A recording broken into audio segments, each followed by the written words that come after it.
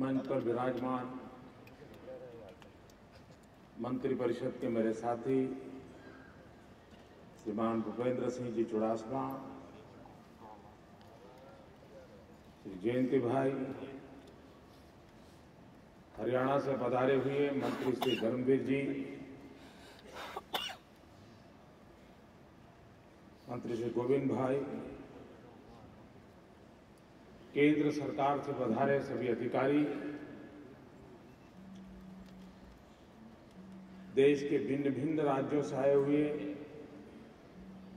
प्रशासनिक अधिकारी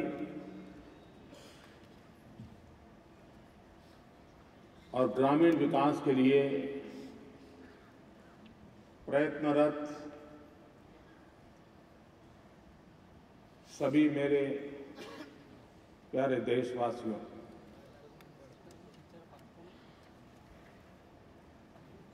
आज इस महात्मा मंदिर में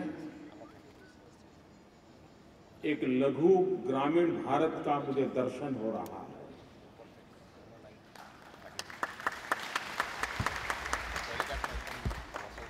हिंदुस्तान के 26 राज्यों से और 4 केंद्र शासित प्रदेशों से करीब 5000 प्रतिनिधि इस समारोह में मौजूद है और इसलिए मैं कहता हूं कि मेरे सामने एक लघु भारत, लघु ग्रामीण भारत आज मेरे सम्मुख बैठा है।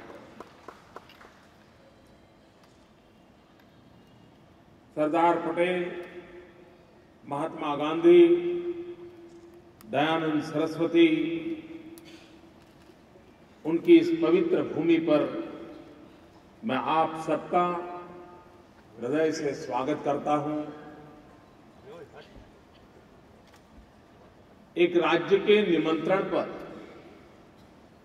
इतनी बड़ी मात्रा में देश के कोने कोने से आप सबका आना हम सब के लिए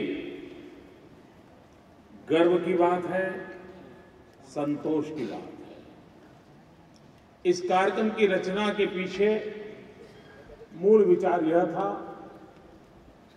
कि 2012-13 का यह वर्ष पंचायती राज व्यवस्था की गोल्डन जुबिली का ईयर है। आज से 50 वर्ष पूर्व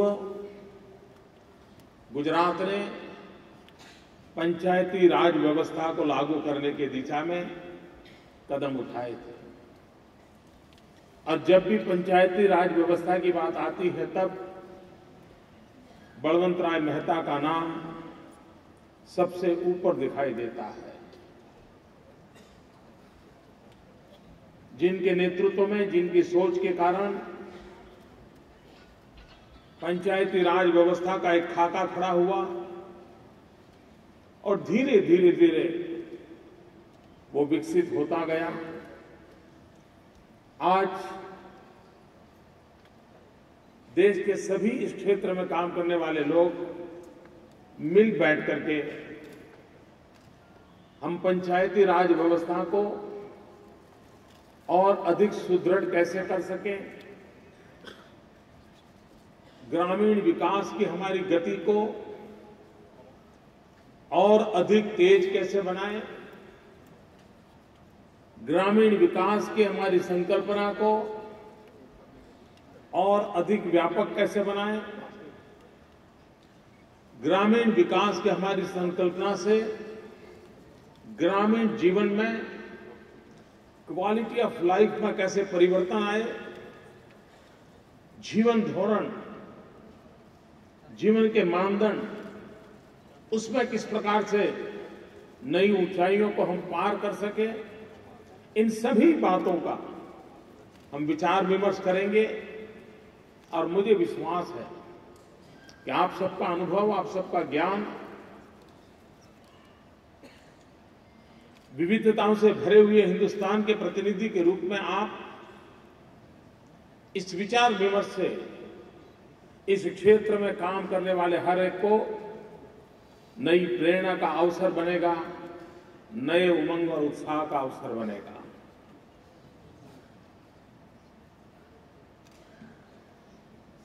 ग्रामीण विकास की जब जब चर्चा आती है तो महात्मा गांधी का स्मरण होना बहुत स्वाभाविक है। महात्मा गांधी की विदाई के इतने वर्ष हो गए, उसके बाद भी मैं अनुभव से कह सकता हूं कि ग्रामीण विकास में पूज्य बापू का जो दर्शन था वो आज भी 100% प्रस्तुत है, रेलेवेंट है। अगर हम आग्रह पूर्वक पूज्य बापू ने जो ग्राम राज्य की, ग्राम स्वराज की कल्पना की थी, उसको लेटर एंड स्पिरिट में अगर लागू कर पाए होते तो शायद ग्रामीण विकास के क्षेत्र में हम शहरों से भी बहुत आगे निकल जाते। आज हम जिस जगह पर बैठ करके चिंतन कर रहे हैं, ये स्थान है महात्मा मंदिर। गुजरात जब अपनी गोल्डन जुबिली ईयर को मना रहा था, तब गांधीनगर में गांधी के नाम से कोई एक व्यवस्था विकसित हो, उसमें से ये महात्मा मंदिर विचार का जन्म हुआ था। जिस कक्ष में आप बैठे हैं और इसका जो एक हिस्सा है पूरा, किसी भी हिंदुस्तानी को गर्व हो ऐसी इसमें घटना जुड़ी हुई है।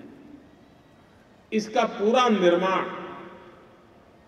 सिर्फ 180 दिन में पूरा हुआ था, 180 डेज।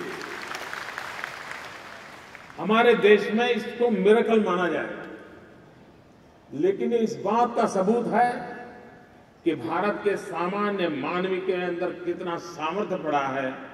अगर सही तरीके से उस सामर्थ्य को काम में लाया जाए तो कितना बड़ा परिणाम दे सकते हैं। वरना 180 दिन में घर की दीवार भी हमारे देश में बनाना दिक्कत जाती है। इतना बड़ा स्मारक 180 दिन में बना है। और मैं आपसे आग्रह करूंगा, मैं इस पूरे स्मारक के इस हिस्से की बात कर रहा हूं, पूरा स्मारक तो बहुत बड़ा है। और इसकी दूसरी विशेषता ये है, जब इसका निर्माण कार्य शुरू हुआ तो जमीन में हमने ईंट रखने से पहले गुजरात के सभी गांवों से सरपंचों को बुलाया और उनसे आग्रह किया कि आप गांव की पवित्र मिट्टी और गांव का पवित्र जल लाकल में इसमें डालिए। हमने सभी राज्यों से प्रार्थना की थी, वहां की पवित्र नदी का जल और उस राज्य की मिट्टी। हमने दुनिया के उन सभी देशों में प्रार्थना की थी जहां कोई न कोई हिंदुस्तानी रहता है, वहां की पवित्र नदी का पवित्र जल और वहां की मिट्टी एक प्रकार से इस भवन के नीचे जमीन में हिंदुस्तान के सभी राज्यों का, गुजरात के सभी गांवों का, दुनिया के सभी देशों की पवित्र मिट्टी और जल इसमें समाहित है। क्योंकि गांधी एक विश्व मानव थे, गांधी एक विश्व मानव थे और इसलिए उनकी स्मृति में महात्मा मंदिर बन रहा है। तो विश्व का भी किसी न किसी रूप में इसके अंदर कोई न कोई जुड़ाव होना चाहिए। उस कल्पना को साकार करने का हमने प्रयास किया था। उसी प्रकार से अभी आपने एक फिल्म देखी, सरदार पटेल स्टैच्यू हम बनाने जा रहे हैं। ये दुनिया का सबसे बड़ा स्टैच्यू बनेगा। स्टैच्यू ऑफ लिबर्टी से इसकी ऊंचाई 2 गुना ज्यादा होगी। और सरदार पटेल 3 बातों से हम कभी भी भूल नहीं सकते। वे एक लौह पुरुष थे, वे किसान थे और उन्होंने देश की एकता के लिए अभिगत काम किया था। और इसलिए उस स्टैच्यू का नाम दिया है स्टैच्यू ऑफ यूनिटी। देश को एक किया उन्होंने। सारे राजा महाराजाओं को हिंदुस्तान की मुख्य धारा में ला दिया। वे किसान थे, महात्मा गांधी के आंदोलन में किसानों को जोड़ने का बहुत बड़ा काम उन्होंने किया था। बारडोली का सत्याग्रह आज भी दुनिया में मशहूर है। और वे लोह पुरुष थे, वो मक्कम निर्धार करने वाले महापुरुष थे। और इसलिए सरदार पटेल स्टैच्यू का निर्माण होगा, उसमें भी हम पूरे हिंदुस्तान को जोड़ना चाहते हैं, किसान को जोड़ना चाहते हैं और लौह पुरुष का स्मरण दिलाना चाहते हैं। और इसलिए तय किया है कि स्टैच्यू ऑफ यूनिटी बनेगा। उसके पूर्व हिंदुस्तान के सभी गांवों से हम लोहा दान में मांगेंगे। हर गांव से एक पीस, 7 लाख गांव है, 7 लाख गांवों से 7 लाख लोहे का टुकड़ा मांगेंगे। लेकिन लोहा वो नहीं, कोई कहे कि हमारे गांव में बहुत पुरानी तलवार है, ले जाओ, नहीं। कोई कहे हमारे गांव में एक तोप है, ले जाइए, पूरा सरदार साहब का स्टैच्यू एक ही तोप से बन जाएगा, नहीं। हमें तो वो लोहा चाहिए जो किसान ने अपने खेत में खेती करने के लिए औजार के रूप में उपयोग किया है, उसका टुकड़ा चाहिए। क्योंकि वो किसान थे, क्योंकि वो लौह पुरुष थे, क्योंकि हिंदुस्तान की एकता का काम किया था। इसलिए 7 लाख गांवों से लोहा इकट्ठा करके उसको हम मेल्ट करके फिर उसका उपयोग पूरे प्रोजेक्ट में हम करना चाहते हैं, ताकि हर हिंदुस्तानी को लगे इतने बड़े भव्य स्मारक में कहीं न कहीं मेरा गांव भी उसमें मौजूद है। ये एक राष्ट्रीय एकता की भावना जगाने का प्रयास स्टैच्यू ऑफ यूनिटी के साथ हम कर रहे हैं। 31 अक्टूबर के बाद गुजरात के सभी गांवों तक हम पहुंचने का प्रयास करने वाले हैं। सभी राज्यों से हम मदद मांगने वाले हैं, हर गांव के लोगों से मदद मांगने वाले हैं और उसके माध्यम से एक महान कार्य भारत माता के चरणों में समर्पित करने का हम लोगों का प्रयास है। महात्मा गांधी ग्रामीण स्वराज्य के लिए, ग्राम राज्य के लिए बहुत ही यानी दीर्घ दृष्टि के साथ हम सबका मार्गदर्शन किया था। गांधी का आग्रह रहता था गांव में सफाई, गांव में शिक्षा, गांव में आरोग्य, गांव में अस्पृश्यता से मुक्ति, गांव में रोजगार, स्वावलंबन। ये मूलभूत बातें थी जो महात्मा गांधी ने लगातार हमें कही थी। आज भी हम गांधी की इन बातों को लेकर के चले और उसी को अगर बल दें तो मैं नहीं मानता हूं कि गांव से लोग शहर की ओर जाने के लिए कभी सोचेंगे। ऊपर से शहर से लोग गांव की तरफ जाने की दिशा में प्रयास करेंगे, ऐसा मेरा विश्वास है। हमने गांवों को अधिकार देने पड़ेंगे। गांवों को हमने आर्थिक निर्णय की प्रक्रिया में जोड़ना पड़ेगा और मुझे हमारे यहां गुजरात में पहले ग्राम पंचायत को कुछ खर्चा करना होता था तो काफी समय चिट्ठी चपाटी में चला जाता था। हमने एक निर्णय किया कि 5 लाख रुपए तक कोई भी काम करना है तो ग्राम सभा खुद तय करें और आगे बढ़े। उसको ऊपर जाने की जरूरत नहीं है, इधर पूछो उधर पूछो और गांव वाले सही करेंगे। हमारे यहां ट्राइबल गांवों के लिए हमने छोटा सा निर्णय किया। गुजरात पैटर्न के नाम से आज भी वो पूरे देश में प्रसिद्ध है और जहां जहां पर ट्राइबल इलाके के गांवों का विकास की बात होती है तो गुजरात पैटर्न को एक मॉडल के रूप में, एक मानदंड के रूप में लिया जाता है। उस गुजरात पैटर्न के अंदर हमने बजट ट्राइबल एरिया डेवलपमेंट के लिए अलग से दिया है और हर ट्राइबल विलेज के अंदर कमेटियां बनाई है। उन कमेटियों को कहा कि आप निर्णय करो, आपको गांव में क्या चाहिए। गांधीनगर में बैठ करके अगर हम निर्णय करते हैं, हम सोचते हैं कि ये बनाएंगे, गांव वाला कहता है कि हमें इसकी जरूरत नहीं, हमें उसकी जरूरत है। फिर सरकार कहती नहीं, हमने तो निर्णय कर लिया, आपको यही करना होगा, और उसके कारण काम होते नहीं हैं, काम उलझ जाते हैं, पैसे पड़े रहते हैं या तो बेकार चले जाते हैं।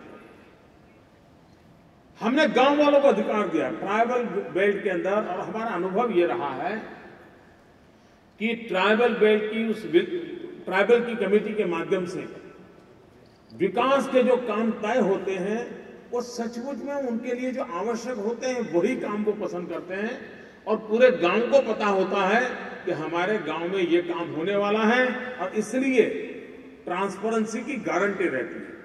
हर किसी की नजर रहती है कि गांव में क्या काम हो रहा है, कैसे हो रहा है, जितने रुपये दिए गए उस प्रकार से हो रहा है कि नहीं हो रहा है, और इसलिए पाई पाई का उपयोग होता है। और पिछले 10 वर्षों में मैं कह सकता हूं ट्राइबल विलेजेस के डेवलपमेंट में लाखों काम अरबों खरबों रुपयों के खर्च से गांव की उस ट्राइबल कमेटी के माध्यम से हुए हैं। टोटल डिसेंट्रलाइजेशन, उनको गाइडलाइंस दिया, उनको करने के लिए कहा, उन्होंने करके दिखाया। और इसलिए ग्रामीण विकास में विकेंद्रीकरण को जितना हम बल देते हैं, जितने उनके सत्ताधिकार हम उन तक पहुंचाते हैं, जितनी जिम्मेवारी उन पर डालते हैं, उतने काम की गति भी बढ़ती है, परिणाम भी मिलता है। हमारे यहां भूकंप के बाद पुनर्निर्माण एक बहुत बड़ा पड़कार था, बहुत बड़ी चैलेंज थी। अगर हम गांधीनगर से बैठ करके ही सारे निर्णय करने जाते तो मैं नहीं मानता हूं कि इतनी बड़ी मात्रा में हम कुछ कर पाते। लेकिन हमने क्या किया, सबसे पहले हमने स्ट्रेटेजी तय की कि अगर भूकंप के बाद नॉर्मल सी लानी है, अगर एक बार स्कूल जल्दी से चालू हो जाए तो नॉर्मल सी लाने में सुविधा होगी, बच्चे स्कूल जाना शुरू हो जाए तो एक माहौल बदल जाएगा। तो पहले टेंट लगाओ, स्कूल चालू करो। फिर क्या किया, स्कूल के भवन तो टूट गए थे, बच्चों के पास किताब नहीं थी, कुछ बचा नहीं था। हमने ग्राम में कमेटियां बनाई, गांव की समितियां बनाई, गांव के 10-12 जो प्रमुख मुखिया लोग थे उनको बिठा दिया, उनको कह दिया कि स्कूल आपको बनाना है, ये डिजाइन है, ये पैसे हैं। मटेरियल बैंक बनाया हमने, उस मटेरियल बैंक से उनको लोहा चाहिए, सीमेंट चाहिए, ईंट चाहिए, मिट्टी चाहिए, जो चाहिए मटेरियल बैंक से मिल जाएगा। मैसन्स चाहिए तो मैसन्स का ट्रेनिंग सेंटर खोल दिया, कहा मैसन्स के ट्रेनिंग सेंटर में भेजिए आपके लड़कों को, मैसन्स का ट्रेनिंग हो गया। और गांव को बता दिया बस ये पैसे हैं, आप पूरा करो। हमारा अनुभव ये रहा कि गांव के लोगों ने समय से पहले स्कूल का निर्माण किया। सरकार ने 3 कमरे सोचे थे, उन्होंने 4 कमरे बनाए। हमने अगर 200 स्क्वायर मीटर में काम कहा था तो उन्होंने 250 स्क्वायर मीटर में किया और खुद के गांव की जमीन दान में दे दी। हमने 1 मंजिला कहा था तो उन्होंने 2 मंजिला बनाया। गांव के बच्चों के लिए इसलिए मजबूती में कोई कोताही नहीं बरती, क्योंकि बच्चों के भविष्य के साथ जुड़ा हुआ था, उनका लगाव था। और मित्रों, मैं आज गर्व से कह सकता हूं कि भूकंप में उनके खुद के घर टूट चुके थे, खुद का सब कुछ बर्बाद हो चुका था, लेकिन उन गांव वालों को जब ये सामाजिक दायित्व दिया तो उन्होंने सरकार बनाए उससे 100 गुना अच्छी स्कूलें बनाई, सरकार बनाए उससे जल्दी बनाई। इतना ही नहीं, आज भ्रष्टाचार की इतनी चर्चा हो रही है, उस कालखंड में हर परिवार को कोई न कोई नुकसान हुआ था, हर एक को कोई न कोई मदद की जरूरत थी। उसके बावजूद भी गांव की उन कमेटियों ने स्कूल बनने के बाद जितने पैसे बचे थे वो पैसे सरकार में वापस जमा करवाए। मित्रों, ये छोटी घटना नहीं, ये हमारे हिंदुस्तान के गांव की आत्मा की आवाज है। हमारे देश के गांव में आज भी प्रामाणिकता पड़ी है, हमारे देश के गांव में आज भी ईमानदारी का वास है। उस शक्ति को अगर हम पहचानें, उस शक्ति का हम स्वीकार करें और उनको अगर हम सामर्थ्य दें तो हम कितना बड़ा परिवर्तन ला सकते हैं, कि हमारे सामने उदाहरण मौजूद है। और इसलिए ग्रामीण विकास का हमारी कल्पना है, पंचायत राज व्यवस्था भी जितना महात्म्य लोकसभा का है देश के लिए, उतना ही महात्म्य गांव के लिए ग्राम सभा का होना चाहिए। लोकसभा से ग्राम सभा को कम नहीं मानना चाहिए। अगर लोकसभा देश का भविष्य तय करती है तो ग्राम सभा गांव का भविष्य तय करती है। ग्राम सभा को प्रतिष्ठा मिलनी चाहिए, उसके हर शब्द को इज्जत मिलनी चाहिए, उसकी हर सोच को गंभीरता से लेना चाहिए। और जब पूरी व्यवस्था में ग्राम सभा एक कर्मकांड न बनते हुए ग्राम सभा एक जीवंत इकाई अगर बनती है, ग्राम सभा की सोच राज्य के लिए सोचने के लिए मजबूर करती है, तो मैं मानता हूं राज्य के निर्णय भी ग्राम की सोच से विपरीत कभी नहीं हो सकते हैं। इधर उधर गति में फर्क हो सकता है, कॉन्ट्राडिक्शन नहीं हो सकता है। और अगर सब मिलकर के हम एक दिशा में चलें तो हम विकास की नई ऊंचाइयों को बहुत तेजी से पार कर सकते हैं। 2001 में जब पहली बार मैं मुख्यमंत्री बना और 7 अक्टूबर को मैं मुख्यमंत्री बना, 11 अक्टूबर को मैंने पहली प्रेस कॉन्फ्रेंस की थी और 11 अक्टूबर जयप्रकाश नारायण जी का जन्मदिन था और उस दिन मैंने 2 घोषणाएं की थी। मुख्यमंत्री के नाते मैं नया था, मुझे कारोबार का कोई एक्सपीरियंस नहीं था, लेकिन उस समय मैंने 2 घोषणाएं की थी। एक, हम ग्राम सभाओं का महात्म्य बढ़ाएंगे, ग्राम सभाओं को अधिक अच्छे ढंग से करने के लिए नियम से जोड़ेंगे। और दूसरा हमने कहा था, उस समय मेरे यहां 10,000 गांवों में पंचायत के चुनाव होने वाले थे। भूकंप के बाद का वो कालखंड था। एक प्रकार से हम आर्थिक रूप से काफी टूट चुके थे। साइक्लोन, अकाल, भूकंप, न जाने कुदरत की जितनी आपत्तियां होती हैं, सारी आपत्तियां आकर के हमारे यहां दरवाजे पर आ पड़ी थी। निराशा का माहौल था। गुजरात मौत की चादर ओढ़ करके सोया था। लग रहा था कि अब हम खड़े नहीं हो पाएंगे। और उस समय 11 अक्टूबर को 10,000 पंचायतों के चुनाव को फेस करना था। हमने एक छोटा सा विषय रखा था, समरस ग्राम। और ये विचार महात्मा गांधी जी के विचारों की प्रेरणा का परिणाम था। आचार्य विनोबा भावे इसी बात को लगातार कहते थे कि लोकसभा का चुनाव होता है तो गांव दुश्मनी में नहीं बदलता है, असेंबली का चुनाव होता है तो गांव में दुश्मनी के बीज नहीं बोए जाते, लेकिन जब पंचायत का चुनाव होता है तो गांव में हर घर में दुश्मनी के बीज बोए जाते हैं। ब्याह की हुई बेटी ससुराल से वापस आ जाती है, गांव 2 टुकड़ों में बढ़ जाता है, एक दूसरे को मारने पर तुला होता है, गांव का विकास पूरी तरह तबाह हो जाता है।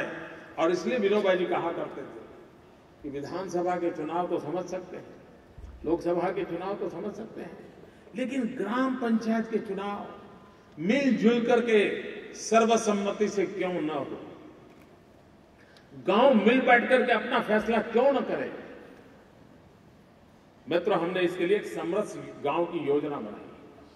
उस समरस गांव की योजना के तहत हमने गांवों को कहा कि जो गांव मिलजुल करके रिजर्वेशन के सारे नॉर्म्स का पालन करते हुए अपने गांव की रचना करता है, उसको हम विकास राशि के रूप में 2 लाख रुपए देंगे।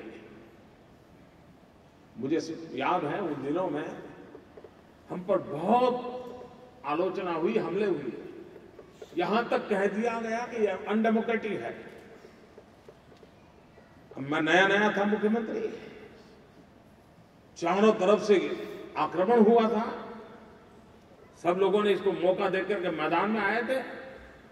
ईश्वर कृपा से मैं डिगा नहीं, हम सरदार पटेल की मिट्टी की संतान है, डिगना बिगना हम नहीं जानते। तो हमने उनको ललकारा। हमने कहा 51-49 तो डेमोक्रेसी है, 60-40 डेमोक्रेसी है, 80-20 डेमोक्रेसी है, लेकिन 100-0 डेमोक्रेसी क्यों नहीं हो सकती? वो डेमोक्रेसी का पूर्ण रूप है अगर सर्वसम्मति का माहौल बनता है। और मैं आज गर्व से कहता हूं, उस पहले प्रयोग में 45% इकाइयां ऐसी थी जिन्होंने समरस ग्राम बनने का संकल्प किया और विकास की यात्रा में जुटे उस गांव के अंदर। और उसका एक परिणाम यह हुआ, जो जीत करके आते थे वो अहंकार से भरे रहते थे कि देखिए हमने तुमको गिरा दिया। और इसलिए काम करते समय भी जिनको पराजित किया है उस इलाके का दुर्लक्ष्य करते थे। जब सर्वसम्मति थी बने तो उनका अहंकार तो कहीं रहा नहीं, वो ऊपर से गांव को ज्यादा समर्पित हो गए, गांव के सामने झुक करके चलने लगे, गांव के सब लोगों को संतोष हो उस प्रकार के निर्णय करने लगे। एक पूरी वर्क कल्चर में बदलाव आ गया, सोच में बदलाव आ गया। मैं समझता हूं कि और वो प्रयोग आज भी हमारे यहां चल रहा है। मूल विचार तो गांधी का था, विनोबा जी के माध्यम से प्रकट हुआ था, लेकिन आज भी गुजरात में समरस गांव होता है और करीब करीब 40-50% गांव सहमति के साथ अपना बॉडी बनाती है। इतना ही नहीं, कुछ गांवों ने कहा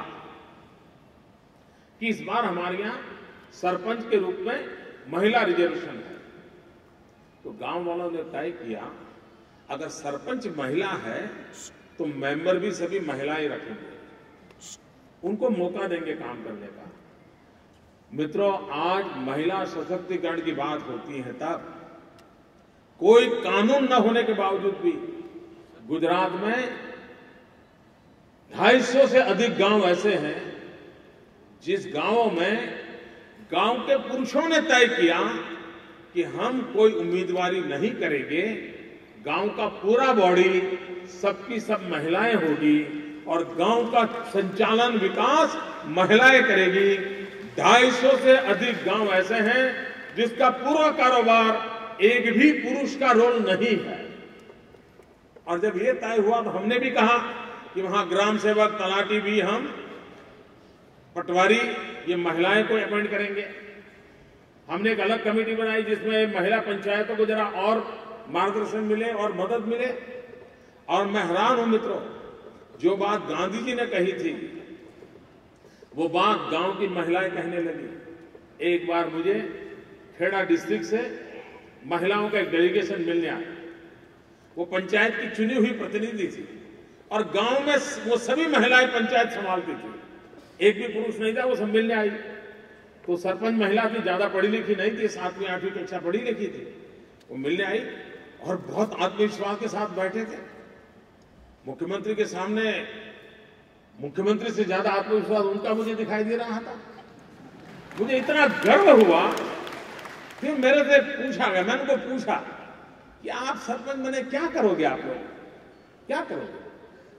तो मुझे लगता था शायद वो मुझे ये कहेगी कि हम गांव में सफाई करेंगे, हम गांव में मेलजोल से लोग रहे, ऐसा करेंगे।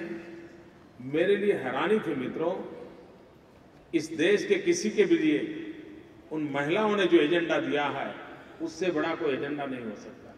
उन्होंने मुझे कहा हम चाहते हैं कि 5 साल में हम कुछ ऐसा करें कि हमारे गांव में कोई गरीब न रहे। क्या बात थी, मैं हैरान।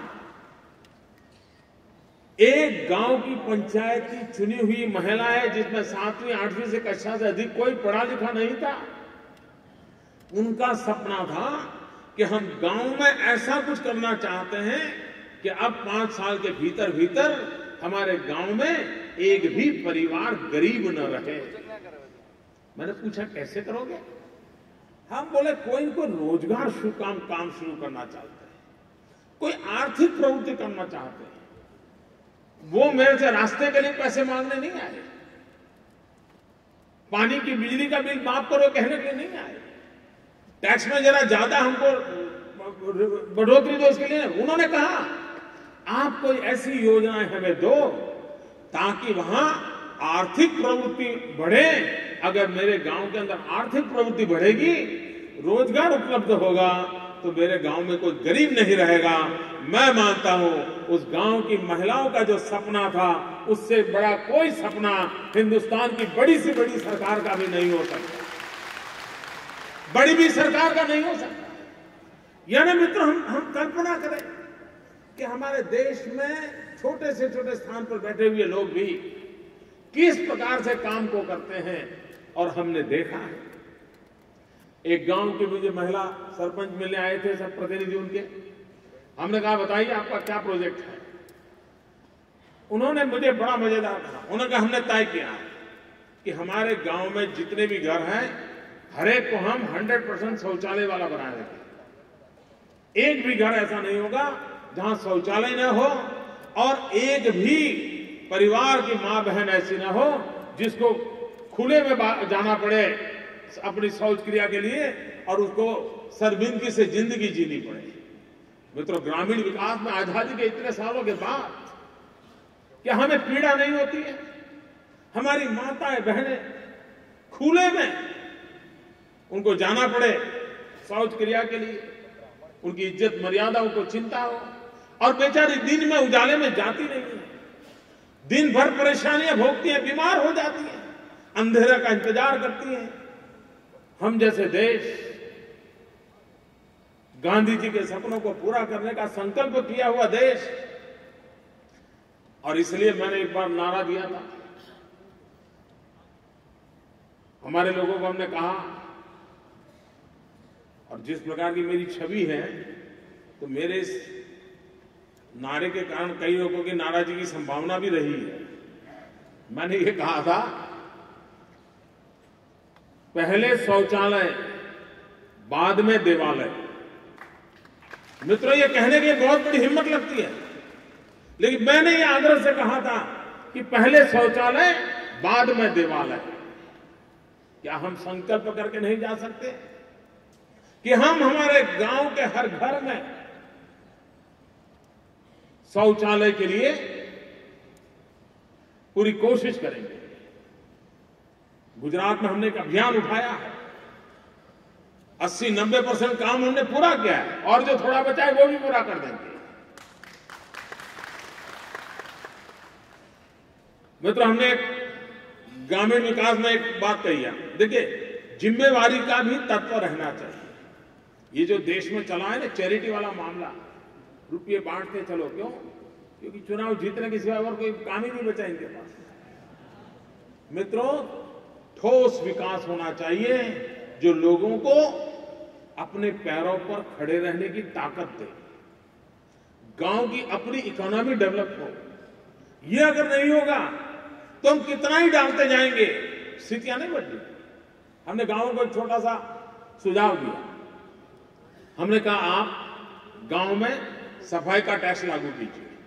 अब गांव के जो नेता होते हैं वो गांव में सफाई का टैक्स लगाना तैयार नहीं होते, क्यों? या फिर हम अगला चुनाव हार जाएंगे। हमने कहा है चुनाव की चिंता छोड़ो भाई, गांव की चिंता करो। सफाई का टैक्स लगाइए, बहुत छोटा, 1 पैसा 2 पैसा, ज्यादा नहीं लगाने की जरूरत, लेकिन आदत डालो।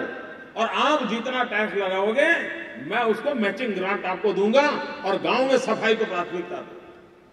मित्रों, बदला जा सकता। आप देखिए, आज हमारे गांव में पशुपालन रोजी रोटी का एक महत्वपूर्ण काम है, लेकिन उस पशु के लिए कोई व्यवस्था है क्या? कोई सोचता ही नहीं। और पशु के लिए व्यवस्था न होने के कारण पूरे गांव की व्यवस्था अव्यवस्था में परिवर्तित हो जाती है। हमने एक छोटा सा प्रयोग शुरू किया है,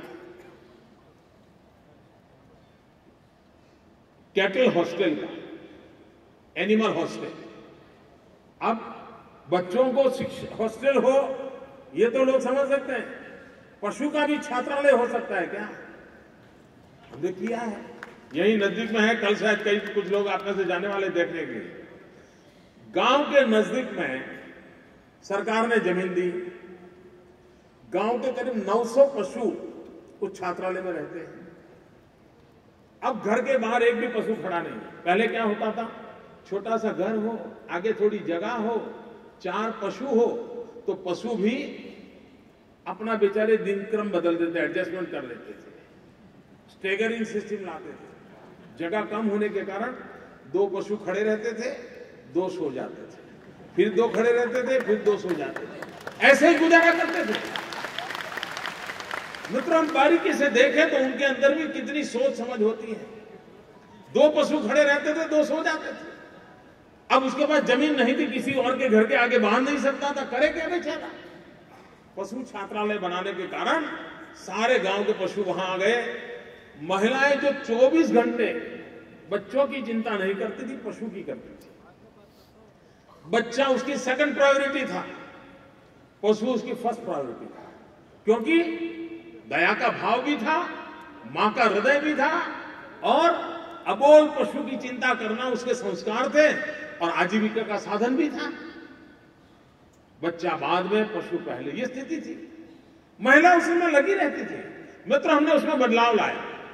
अब क्या हुआ, वो बेचारी 3-4 घंटे हॉस्टल चली जाती है, वो अपने पशु को संभाल लेती है, दूध दोना है, खाना है, पिलाना है, बाकी नौकरों से करवा लेती है। वहां सारे पशु छात्रालय के 4 नौकर से चल जाता है काम, और वो महिला पूरा दिन फ्री रहती है। अब वो कोई न कोई आर्थिक प्रवृत्ति करती है, बच्चों की देखभाल करती है, पूरे गांव में सफाई रहती है, आरोग्य के सारी समस्याएं दूर हो गई है। ऊपर से हॉस्टल में फर्टिलाइजर, गैस, बिजली, मिल्क प्रोडक्शन, अतिरिक्त गांव की इनकम में 20% इजाफा हुआ, 20%। मित्रों, छोटी बात नहीं है। क्या हम गांव में गोबर बैंक नहीं बना सकते? गांव का सारा गोबर एक बैंक में जमा किया जाए, जैसे पैसे बैंक में जमा करते हैं, उस प्रकार से, और साल भर के बाद उस जितना जमा किया है उस हिसाब से उसको फर्टिलाइजर वापस मिल जाए। जमा किया उसमें जो गैस उत्पादन हो, उसकी जो इनकम हो, वो गांव में बांट ली जाए। गांव कैसे सेल्फ सफिशिएंट बने, उस पर हम जितना ध्यान देंगे, हम गांव को आर्थिक प्रवृत्ति का केंद्र बनाना चाहिए।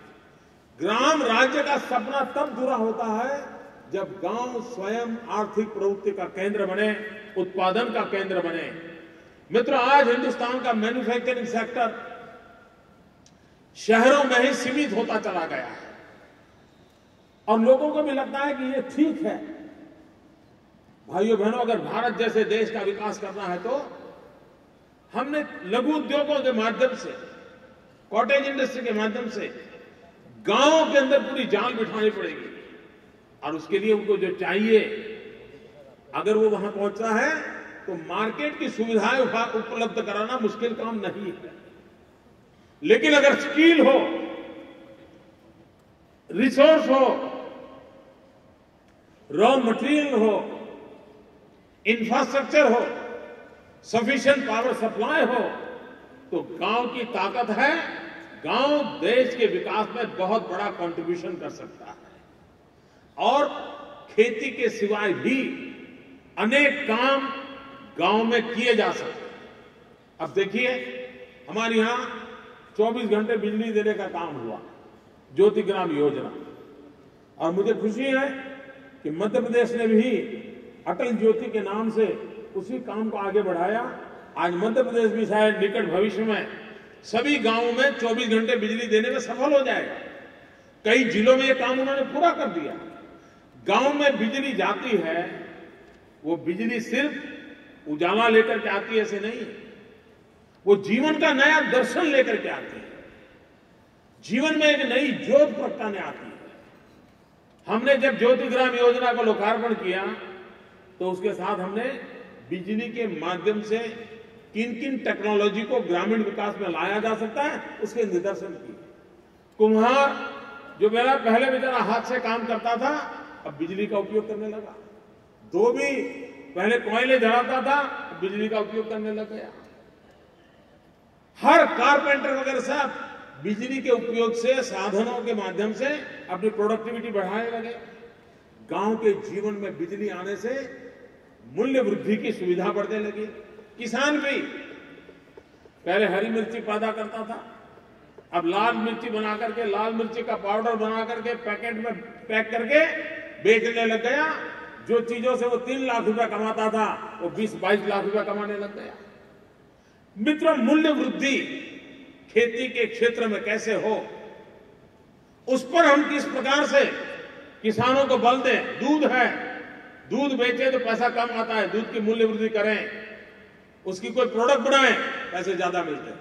पोटेटो बेचे, कम पैसा मिलता है, वेफर बेचे, ज्यादा पैसा मिलता है। आम बेचे, कम पैसा मिलता है, आम का अचार बना के बेचे, ज्यादा पैसा मिलता है। किसान आसानी से मूल्य वृद्धि कैसे कर सके, और पूरा ग्रामीण अर्थकारण को हम जितना बढ़ावा देंगे उतना ही हमारा देश समृद्ध होने वाला है। बेरोजगारी का बोझ गांव खुद रोजगारी में परिवर्तित करते, आर्थिक बोझ गांव सहन कर सके, इतनी ताकत पड़ी हुई है। मित्रों, कानून में भी बहुत बड़े सुधारों की आवश्यकता है।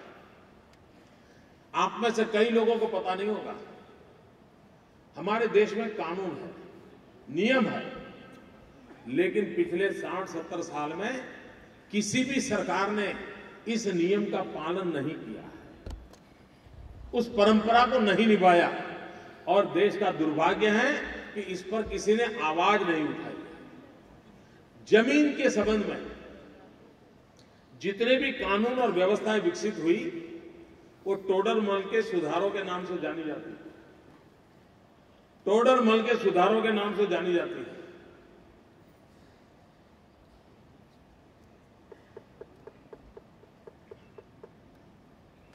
एक परंपरा और नियम है, हर 30 साल में एक बार जितनी भी जमीन है उसको नापना चाहिए, जमीन के टुकड़े की दिशाएं तय होनी चाहिए, उसका क्षेत्रफल तय होना चाहिए, उसकी मालिकी तय होनी चाहिए, उस जमीन की क्या हद है वो जानना चाहिए। हर 30 साल में एक बार होना चाहिए। आज मेरे दुख के साथ कहना है मित्रों, पिछले 100 साल से हिंदुस्तान में ये काम नहीं हुआ है। उसके कारण आज से 50 साल पहले जहां खेत था और कभी नदी ने रास्ता बदल दिया और वहां नदी बन गई, खेत की जमीन चली गई, लेकिन सरकारी दफ्तर पर आज भी खेत है, नदी नहीं है। क्यों? ये जो काम होना चाहिए नहीं किया। मित्रों, आज मैं संतोष के साथ कहता हूं, गुजरात पहला राज्य है जिसने जमीन नापने का एक बहुत बड़ा अभियान चला है। सैटेलाइट सिस्टम का उपयोग कर रहे हैं, आधुनिक टेक्नोलॉजी का उपयोग कर रहे हैं। कौन उसका मालिक है, उसकी जमीन कितनी है, किस दिशा में कहां कौन सा कोना पड़ता है, जमीन के अंदर तालाब है नहीं है, कुआं है नहीं है, नदी से कितना दूर है, सारी चीजें, और उसका पूरा गांव का निकाल करके गांव के सामने रखा जाता है। किसी को ऑब्जेक्शन हो तो वो लिखता है। एक प्रकार से गांव की अपनी जमीन कितनी है, किसान के मालिकी की जमीन कितनी है, औरों की कौन सी जमीन है, कहां, पूरा खाका तैयार हो रहा है। ये अपनी संपत्ति का अगर हमें मालूम नहीं होगा, हमारी जागीर का हमें पता नहीं होगा, तो हम योजनाएं बना नहीं सकते। और उस काम को बड़ी सफलतापूर्वक इन दिनों गुजरात की तरफ से काम चल रहा है।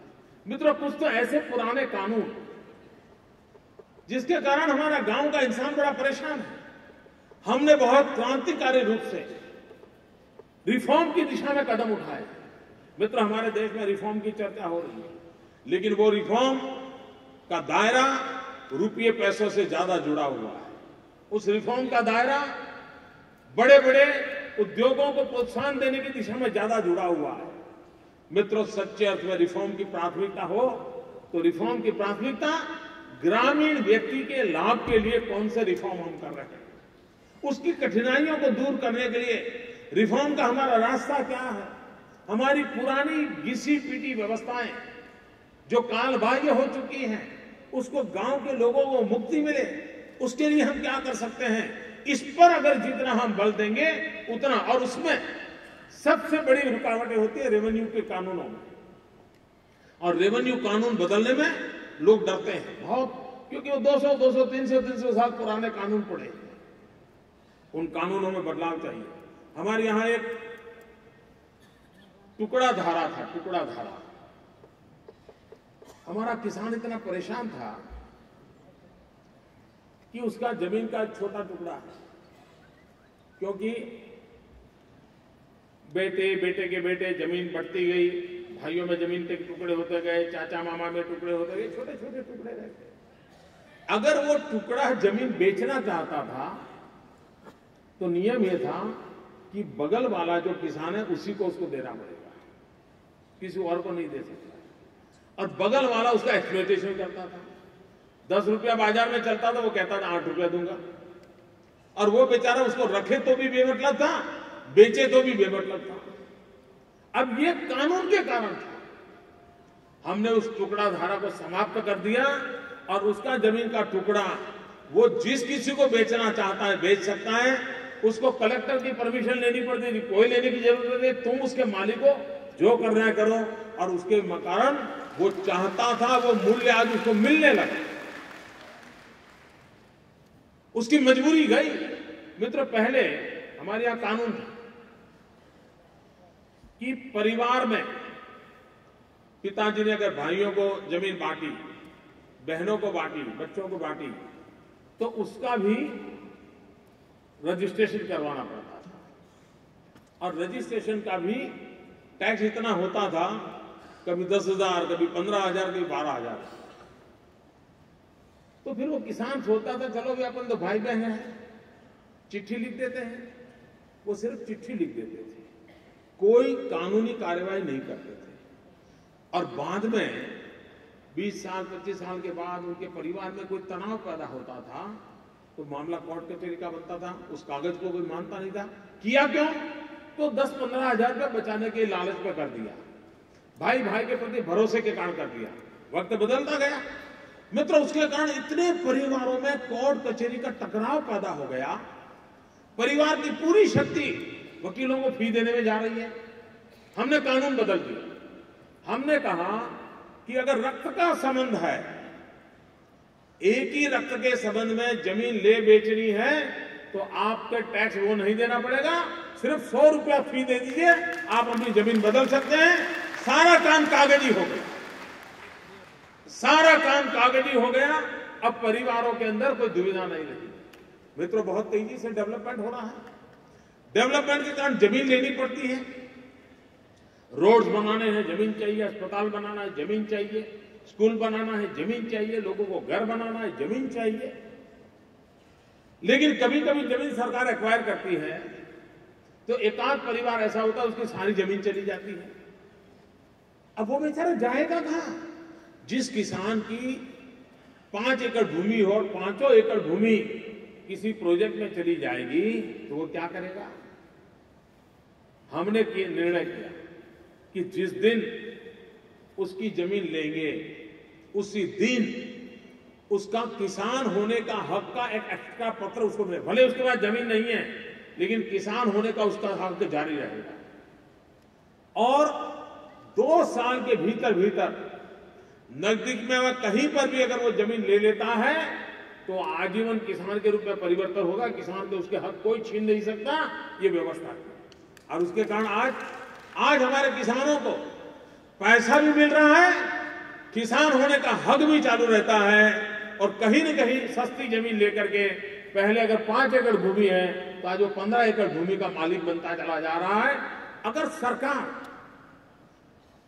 सामान्य मानवीय की आवश्यकताओं की पूर्ति के, विशेष करके जमीन के कानून, इन जमीन के कानूनों को जितना सरलीकरण हम करें, जितना तेजी से हम रिफॉर्म करें, हमारे किसानों को जितने संकटों से मुक्त कराएं, गांव के काफी झगड़े मुक्त हो जाएंगे।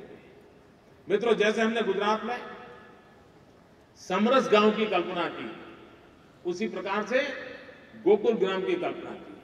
उस गोकुल ग्राम के तहत हमने गांव के इंफ्रास्ट्रक्चर पर बल दिया। मिनिमम 8-10 आइटम तय किए। हर गांव में पंचायत का घर होना चाहिए, हर गांव में पंचायत घर तक जाने का रास्ता होना चाहिए, हर गांव में पंचवटी होनी चाहिए, हर गांव में पीने के पानी की, ऐसे 8-10 इंफ्रास्ट्रक्चर से संबंधित पैरामीटर तय किए। हर गांव में गोकुल ग्राम का काम किया। करीब करीब सभी गांवों में उस काम को हमने पूरा कर दिया। फिर हमने सोचा हमारा गांव आज भले गांव रहा हो, लेकिन गांव के लोगों की सोच अब ग्रामीण सोच नहीं है।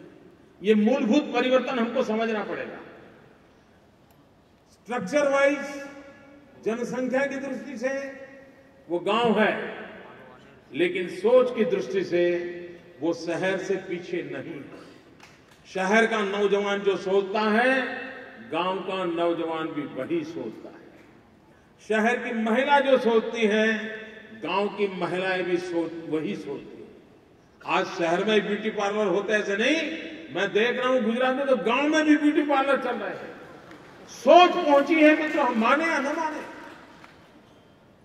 दिमाग में बदलाव के बीज वटवृक्ष बन चुके हैं। और इसलिए हम विकास का जब मॉडल करें, तब ये जो ग्रामीण व्यक्ति के एस्पिरेशंस हैं, उन एस्पिरेशंस को हमने पकड़ना पड़ेगा।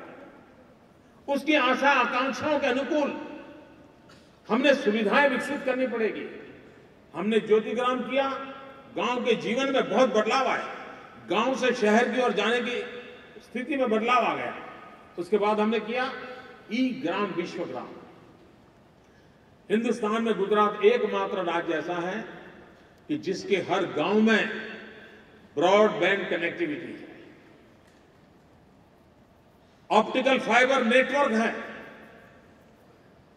जो सुविधा शहर के लोगों को है, इंटरनेट है, मोबाइल है, कंप्यूटर है, वीडियो कॉन्फ्रेंस है, सारी सुविधाएं आज हमने गांव की दी। आज गुजरात का गांव अमेरिका में बैठे हुए अपने परिवारजनों से स्काइप पे बात करता है, पूरे परिवार के अवसरों को दिखाता है।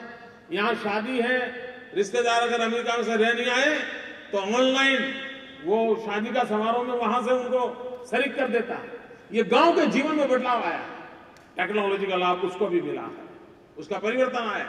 मैंने ऐसे गांव देखे हैं कि जहां के स्मशान में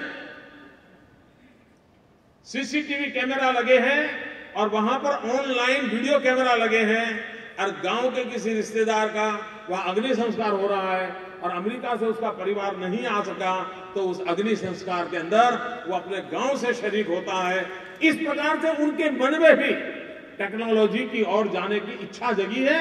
हमने ग्रामीण विकास को करना है तो आधुनिक से आधुनिक टेक्नोलॉजी उनको उपलब्ध करानी चाहिए। आधुनिक से आधुनिक, और वो ज्यादा खर्चीला मामला नहीं है। कम्युनिकेशन टेक्नोलॉजी जितनी ज्यादा हम उपलब्ध कराएंगे, गांव टूटना बंद हो जाएंगे, गांव के जीवन में एक नया परिवर्तन आएगा। उसके मन में जो उसकी सोच जो बदली है, उस सोच के अनुसार गांव भी बदलेगा और हम उसको पूरक बन। और इसलिए हमने ई ग्राम विश्वग्राम की योजना बनाई। ये टेक्नोलॉजी सेटअप होने के बाद बच्चों की शिक्षा के लिए हम लॉन्ग डिस्टेंस एजुकेशन का उपयोग करने लगे। अगर गांव में टीचर अच्छा नहीं है तो हम गांधीनगर से सैटेलाइट के माध्यम से उस क्लास के अंदर पढ़ा सकते हैं। टेक्नोलॉजी का लाभ हुआ, बच्चों की शिक्षा में परिवर्तन आया। ये किया जा सकता है। इतना ही नहीं, गांव के व्यक्ति के सामने एक संकट होता है, वो अपनी शिकायत किसको करे, क्योंकि गांव वाले के लिए वो पटवारी ही उसका मुख्यमंत्री होता है। पटवारी की इच्छा नहीं हुई तो गांव का भला नहीं हो सकता है। गांव वाले को शिकायत करनी है तो किसको करें, कैसे करें बेचारा, उसको पता तक नहीं होता है कहां जाओ। मित्रों, हमने 2-3 रिफॉर्म की। एक, पंचायत राज व्यवस्था से जो चलता था उसको हमने गोल्डन जुबिली ईयर के अंदर एटीबीटी कंसेप्ट लाए। आप अपना तालुका वाइब्रेंट तालुका, एटीबीटी। और हमने तहसील के भी, पहले जिला इकाई थी जो निर्णय करती थी, अब हमने 2-2 तहसीलों को क्लब करके एक प्लानिंग करने वाली, इंप्लीमेंटेशन करने वाली एक नई व्यवस्था खड़ी की है और अधिक डिसेंट्रलाइज किया है। और ग्राम सभा में जो सुझाव आते हैं, उन सुझावों को विकास की आधार मानना चाहिए, ये नियम से किया है। और पूरे स्ट्रक्चर में एटीबीटी कंसेप्ट ला करके ग्रामीण व्यवस्था को और सुदृढ़ करने का प्रयास किया है। एक और काम किया है मित्रों, आज हमारे यहां, और मैं मानता हूं लोकतंत्र की सबसे बड़ी अगर कोई ताकत होती है तो वो ताकत होती है ग्रीवेंस रिड्रेसल सिस्टम। हम आम आदमी की शिकायतों का समाधान कैसे करें, फरियाद निवारण कैसे करें। जितना अच्छा ये व्यवस्था होगी उतनी डेमोक्रेसी स्ट्रेंथन होगी। और इसलिए हमने स्वागत ऑनलाइन कार्यक्रम करते हैं जिसे यूनाइटेड नेशन ने अवार्ड दिया है। गांव का आदमी ऑनलाइन अपनी शिकायत कर सकता है, उसको गांव से शहर तक आना नहीं पड़ता, तहसील जिले में जाना नहीं पड़ता है। मित्रों, आज लाखों की तादाद में इन शिकायतों का समाधान ऑनलाइन हो रहा है। और हमारे गांव को इतना एम्पावर किया है हमने कि कभी किसी गांव की या किसी गांव के व्यक्ति की समस्या का समाधान अगर नहीं हुआ तो कलेक्टर कचहरी में डीएम के सामने जाके वो खड़ा हो जाता है। पैर में जूते नहीं होते हैं, फटे कपड़े होते हैं, शरीर गंदा होता है, पढ़ा लिखा नहीं है, लेकिन वो डीएम के सामने, कलेक्टर के सामने आंख में आंख मिला करके बोलता है कि साहब ये करते हो नहीं करते हो, वरना मैं ऑनलाइन जाऊंगा। जैसा वो कहता है ऑनलाइन जाऊंगा, कलेक्टर खड़ा हो जाता है, आइए बैठिए, क्या प्रॉब्लम है आपका। ये ताकत टेक्नोलॉजी की, ये ताकत टेक्नोलॉजी की है। हम अगर जितना एम्पावर करना चाहते हैं थ्रू टेक्नोलॉजी, हम हमारे गांव के लोगों को एम्पावर कर सकते हैं। और ये एम्पावरमेंट है जो है वो आखिरकार परिवर्तन करने के लिए उसको जिम्मेवार बनाता है। मित्रों, हमने एक और काम किया, जैसे समरस गांव किया, हमने योजना बनाई। मित्रों, आज भी हमारा देश, दुनिया के लोगों के लिए हमारे देश को समझना बहुत मुश्किल है। जो वेस्टर्न सोच से पले बढ़े लोग हैं हमारे देश के ही, वो भी हमारे देश की ताकत को नहीं जानते। मित्रों, इतना बड़ा देश, 7 लाख गांव, 125 करोड़ की जनसंख्या, और आज कानून व्यवस्था की इतनी नई नई झंझटें पैदा हो रही है, उस बीच में भी ये देश ऐसा है कि 7 लाख गांवों में सिर्फ 50,000 पुलिस थाने हैं। सिर्फ 50,000 पुलिस थाने होने के बाद भी यह देश सुरक्षा की अनुभूति कर पा रहा है, गांव सुरक्षा की अनुभूति कर रहा है। क्यों? क्योंकि हमारे संस्कार में मिलजुल करके जीना, रहना, ये हमारे ब्लड में है, हमारे संस्कार में है। ये हमारी बहुत बड़ी विरासत है। कोई पुलिस का डंडा हमें ठीक नहीं रखता है, हमारे संस्कार हमको ठीक रखते हैं।